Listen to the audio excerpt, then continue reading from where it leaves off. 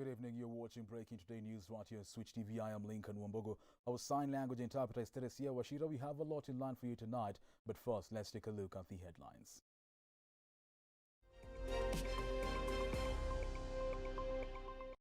Deputy President William Ruto dismisses MP's move to summon Interior CS Dr. Fred Matiangi over his security adjustment. Lack of clear guidelines, the Urban Areas and Cities Act 2011 delays the granting of Nakuru municipality a city status 3 months after the Senate approved the elevation bid. Kenya ranked 4th on the list of countries with the largest elephant population in the world, with 36,280 elephants. Glad you're watching. On our question of the day, with Kenyans borrowing 1.2 billion shillings daily from FELIZ, would you describe FELIZ loans as addictive or helpful? With Kenyans borrowing 1.2 billion shillings daily from FELIZ, would you describe FELIZ loans as addictive or helpful? Send in your feedback and comments through our SMS line 111 Switch TV Kenya and at Lincoln Wambogo on all social media handles. Interior Cabinet Secretary Dr. Fred Matiangi has been summoned to appear before Parliament tomorrow to answer questions as to why GSU security detail attached to Deputy President William Ruto's residences was withdrawn. As our senior political reporter Joel Chache now reports, the DP has however called on members of Parliament to focus on matters of national importance. For about a week now, the provision of security to Deputy President William Ruto has become a topical issue which has now prompted the relevant bodies and persons to be summoned to Parliament.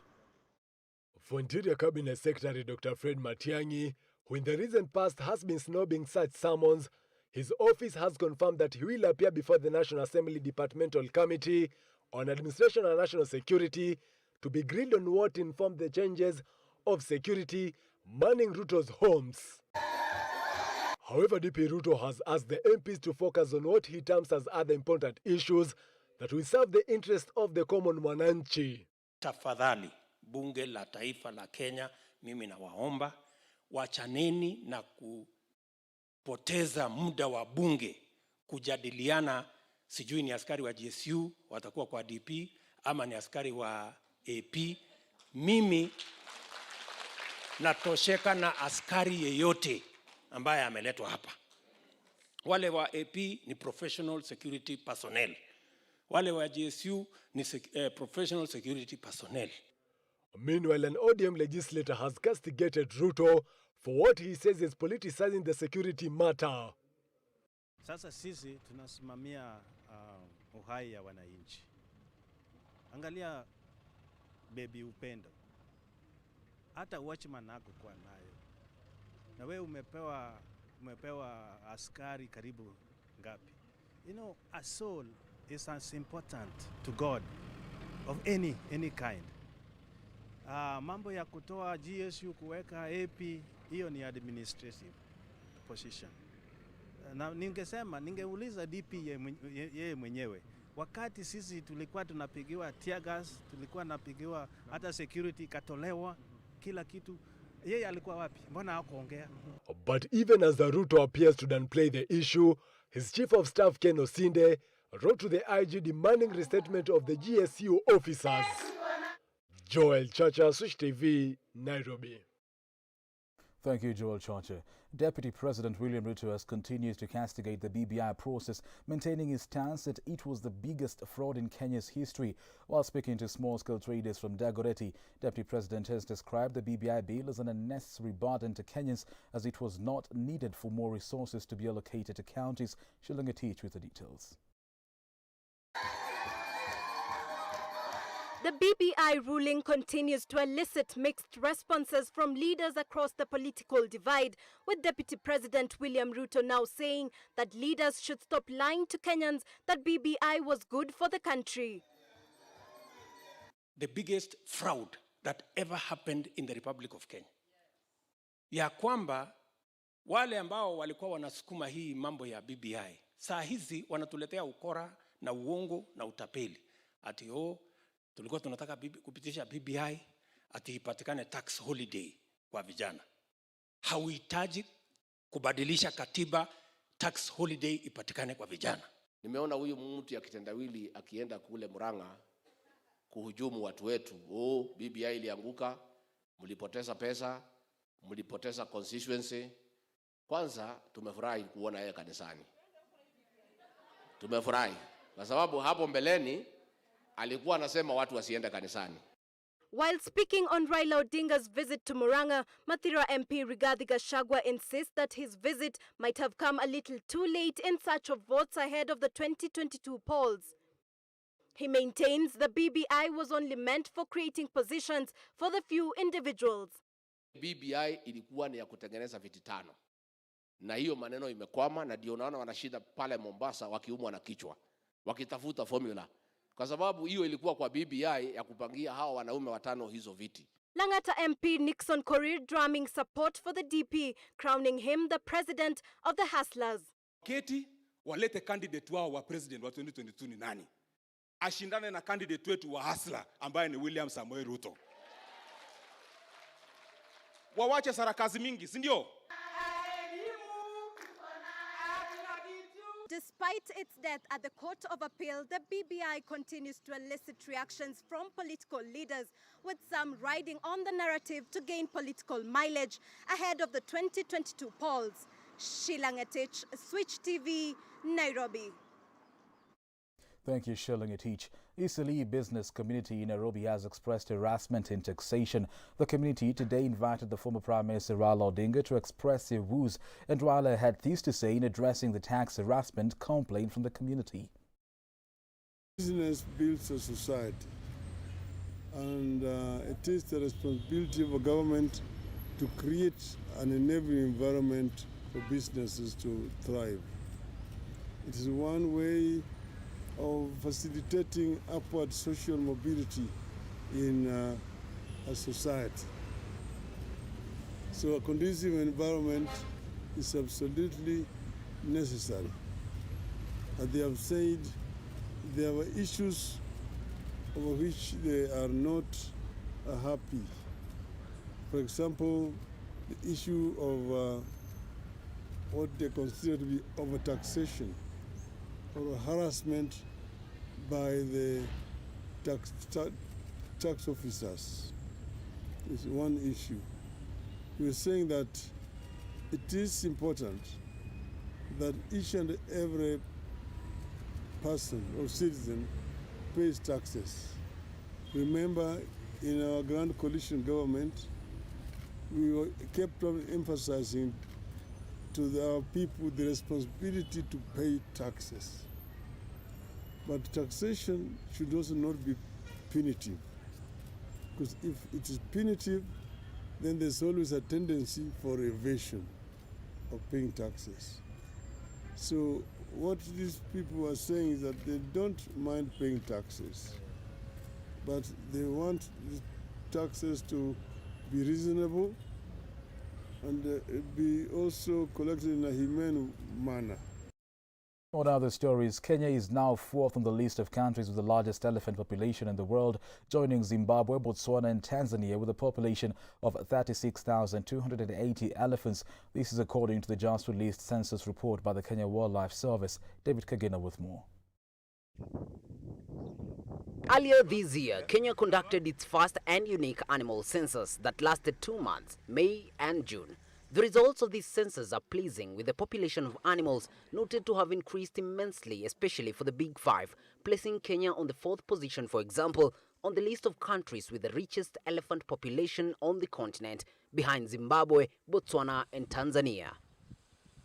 Notably, 5 animals have been enlisted as critically endangered, with the black rhino with 897, the Hillora with 497, 15 roan antelopes, 51 sable antelopes and 1,650 Tana River manga bay. Enlisted as endangered are 150 bongos, 842 white rhinos, lions at 2,589, cheetahs at 1,160, gravy zebras at 2,649, elephants at 36,280. The Sitatunga at 473, giraffes at 768, and the wild dogs that have been counted to be 865. And listed as vulnerable is the spotted hyena and the kudos that are at 5,147 and 2,524 in numbers respectively. Ostriches stand as protected with the Maasai ostrich at 2,354 and the Somali ostrich at 6,483. The last category labeled least concerned are animals whose numbers are satisfactory. The impalas were recorded to be 26,541. The Maasai giraffe stand at 13,732, a number slightly lower compared to the reticulated giraffe, standing at 19,740. The O-rings are recorded to be 11,765. The hartebeest stand at 7,344. The hippos are 1,768. Siamese monkeys stand at 2,465, while the giant gazelles stand at a whopping 66,709. Still under the same categories are buffaloes at 41,659, the common zebra at 121,911, Thompson gazelles at 18,277 and 57,613 wild beasts. The census is one of a kind, and compared to previous occasions where it has been dependent on external donors, these years was fully sponsored by the government, this being to guide its policy making and identify its wildlife capacity. David Kagina, Switch TV, Nairobi. Thank you, David Kagine. Uasin Gishu Governor Jackson Mandago has urged residents to plant more trees and conserve wetlands in order to have a sustainable environment suitable for human living. The county government of Uasin Gishu is running a sensitization program calling on landowners to put 10% of their land under trees. The county every year plants over 1 million trees to help achieve and perhaps surpass a 10% forest cover. Mimi niko very keen pesa ya devolution iongezwe. Alafu pesa mingi tuweke kwa kilimo. Tumeona juzi bei ya viazi imeshuka chini. Kwa sababu tumekuwa na viazi mingi. Kwa sababu hatujapewa pesa ya kutosha. Unajua sasa kama counties tungepewa pesa ya kutosha. Hii Timborwa Boita hii tungeweka store ile ya baridi. Na serikali inalipa wewe pesa nusu ya ile viazi umelete na inawekwa kwa store. Inangojea bei ipande. Meantime wewe uko na pesa ya kulipa school fees na ya kurudi kwa shamba. Kupitia sehemu hii kwa sababu ya yale ambayo mnafanya kwa kulinda misitu sehemu ya chini kule kwetu kama kule Marigat kuelekea Baringo South mpaka Tiaty mpaka Turkana wanapata maji. The latest SpaceX Dragon resupply spacecraft is bound for International Space Station after launching on a Falcon 9 rocket from Launch Complex 39A at NASA's Kennedy Space Center in Florida, carrying more than 4,800 pounds of science experiments, crew supplies and spacecraft hardware. Apollo James with more. 8, 7, 6, 5, 4, 3, 2, 1, 0. Ignition. And liftoff. Cargo Dragon takes flight, continuing a busy year of deliveries to a crew of 7 aboard the International Space Station. What the science experiments Dragon will deliver include building born with byproducts. This study could improve scientists' understanding of the physical changes that causes bone loss and identify potential countermeasures. These insights also could contribute to the prevention and treatment of bone loss on Earth, particularly in postmenopausal women. Putting materials to the test. These tests provide insight that support the development of better materials needed for space exploration. Testing materials in space has the potential to significantly speed up the development. Materials capable of standing up to space also have potential application in harsh environments on Earth and for improved radiation protection, better solar cells, and more durable concrete. Helping plants deal with stress. Plants grown under microgravity conditions typically display evidence of stress. Advanced Plant Experiment 08, or better known as Apex 08, examines the role of compounds known as polyamines in the response of the small, flowering plant tail cress to microgravity stress. Easier drug delivery. The device could provide an alternative to bulky, cumbersome infusion pumps, a possible game changer for the long-term management of chronic conditions on Earth. Remote-controlled drug delivery could simplify administration for people with limitations. These and other cutting-edge investigations Join the 100 of ongoing experiments in biology and biotechnology, physical sciences, and earth and space science aboard the International Space Station. Advances in these areas will also keep astronauts healthy during the long-duration space travel and demonstrate technologies for future human and robotic exploration beyond low Earth orbit to the Moon and Mars through NASA's Artemis program. Apollo James, Switch Television. Thank you, Apollo James. With Kenyans borrowing 1.2 billion shillings daily from FELIZ, on our question of the day we ask, would you describe FELIZ loans as addictive or helpful? Would you describe FELIZ loans as addictive or helpful? Send in your feedback to our SMS line 111 at Switch TV Kenya and at Link on Ombogo. At this point, we take a short commercial break. Stay tuned. We'll be back with more.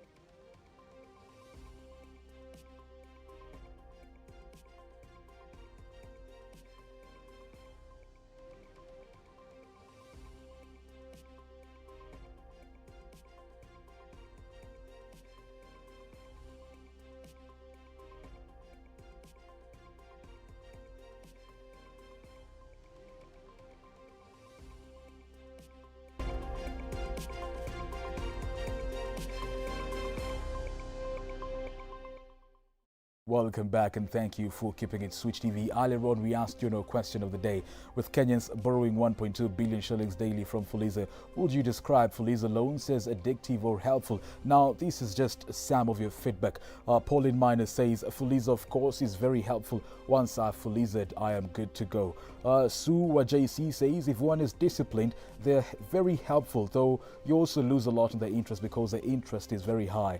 Lillian Ogodo says, once I have FELIZ, advisor Sinanga stressed that's cash at hand for me. It's very helpful. Then Maya Winnie says nobody is forced to take a loan. For me, FELIZ is helpful because it comes in handy during emergencies. And unlike other loan apps, Safaricom doesn't trash you, and the interests are manageable. Says EBM, both it's an emergency allowance, but no one needs to dare to take more than what you require. That's just some of your feedback. Well, to other stories, the United States has finally completed its withdrawal from Afghanistan, ending America's longest war and closing a chapter in military history likely to be remembered for colossal failures, unfulfilled promises, and a frantic final exit, with the Taliban saying that Afghanistan is now a free and sovereign nation, describing the departure of U.S. troops as a historic moment. Shilling Atich with his story.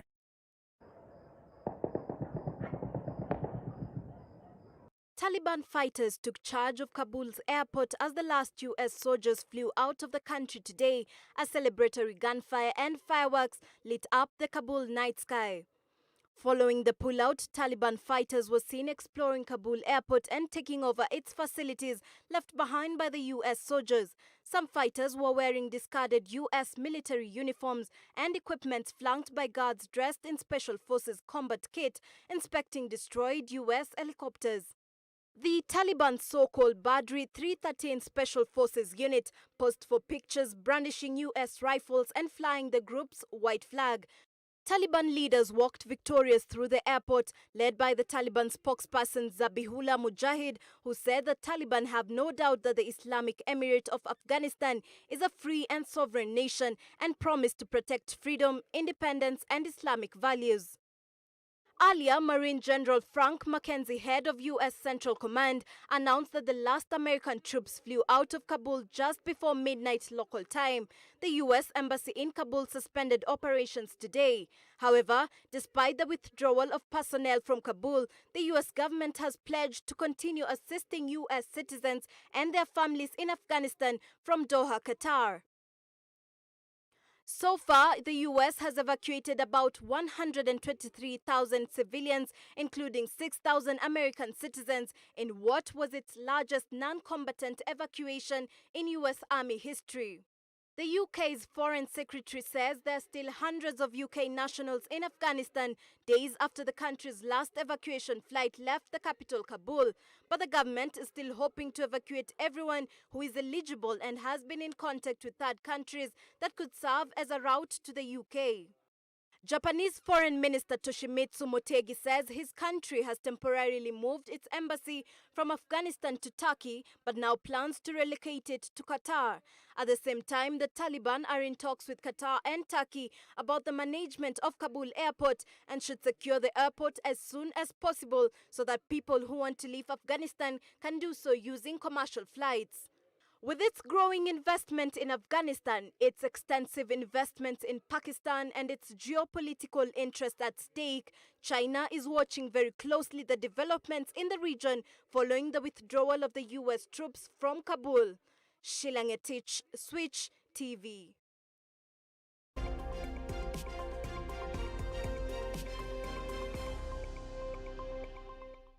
And from the business desk, lack of clear guidelines, the Urban Areas and Cities Act 2011 on the awarding of a city status charter has delayed the granting of Nakuru municipality a city status. 3 months after the Senate approved the elevation bid, the Act provides for the procedure on the establishment of the various categories of urban areas and cities, their management and functions, but does not provide for the form of a model city status charter to be granted to municipalities.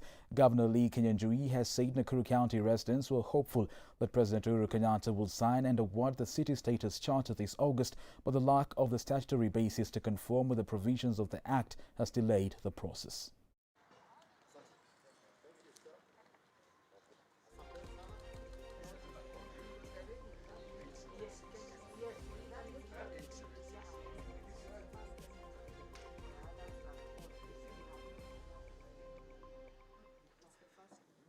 Probably would have hoped by August they would have it. It doesn't seem to be the case.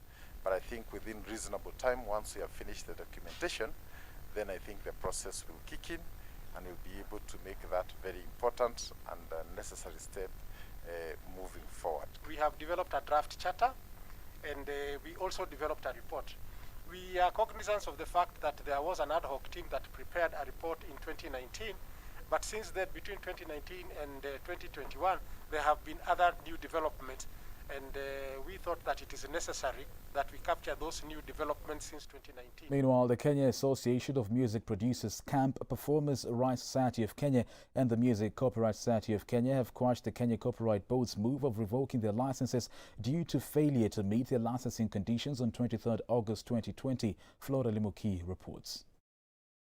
Kenya Association of Music Producers is decrying the Kenya Copyright Board decision to deregister them following their failure to remit their grade fee. The association now says that their sector has been hardest hit by COVID-19 pandemic, hence leading to financial constraints.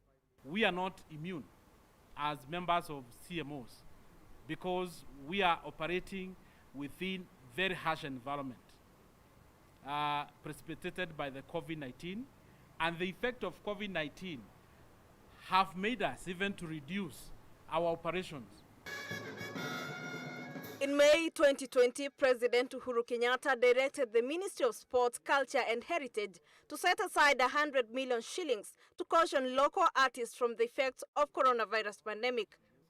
However, the chairman for artists in the country now says that the funds were not distributed as directed by the head of state. Ningetaka kuwaambia ya kwamba sisi kama CMOs tuko na challenges kubwa sana ya vile tunaokota pesa zetu, maana mara kwa mara regulator anatutishia. Tunaona kwa makaratasi na kwa press ya kwamba leseni zetu zimeondolewa ama iko namna hii. However, the chairman for artists in the country now says that the funds were not distributed as directed by the head of state. Kwa mfano mzuri nataka kuwapatia ni kwamba kulikuwa na milioni 100 ambazo president alipeana. Hizo milioni 100 asikuwa na administration cost hata moja. Hizo pesa mnajua vile zilingawanwa na vile zilifanyika, hakuna mtu anaulizia. Zilikuwa mikononi ya serikali, sisi hatukusipata. Na unaona CMO tukifanya kosa kidogo, sisi tunafuatwa sana, lakini hiyo ni pesa ya wasanii ilipolewa na watu na wako katika serikali na hakuna mtu anawafuata. The stakeholders in the entertainment industry now say that the pandemic has reduced their revenues by up to 50%. The Kenya Association of Music Producers in the country are calling for conversations with the Kenya Copyright Board in a bid to reinstate their license, which was cancelled last week. Flora Limuki, Switch TV, Nairobi. Thank you, Flora. COVID-19 pandemic and the rise of affordable housing have pushed real estate developers to consider subsidizing their pricing plans in the recent times. Our business reporter Brian Mwenda speaks to Jitan Carrier, a real estate developer and general manager at Purple Drop, and files the following report. With the buying prices of the affordable homes proving to be a little bit more affordable compared to the normal market prices, today we want to understand how developers in this sector are making sure that they have a competitive edge over affordable homes. A normal one-bedroom house in Gara, Nairobi County will cost you around 3 to 5 million shillings. However, the same house in the National Affordable Housing Plan is currently going for around 1 million. This competition has informed developers the need to subsidize their market prices. We are also looking into the projects where we can do affordable housing. It is not just the competition informing the drop in prices.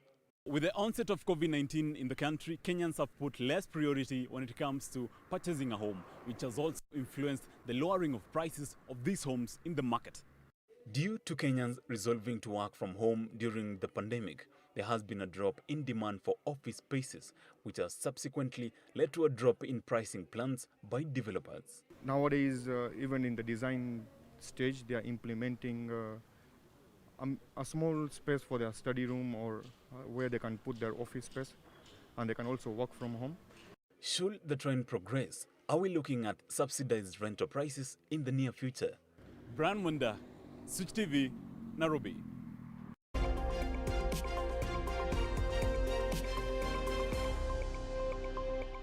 The Uganda Cranes delegation is in the Kenyan capital of Nairobi for the crucial FIFA World Cup Qatar 2022 Group E qualifier against the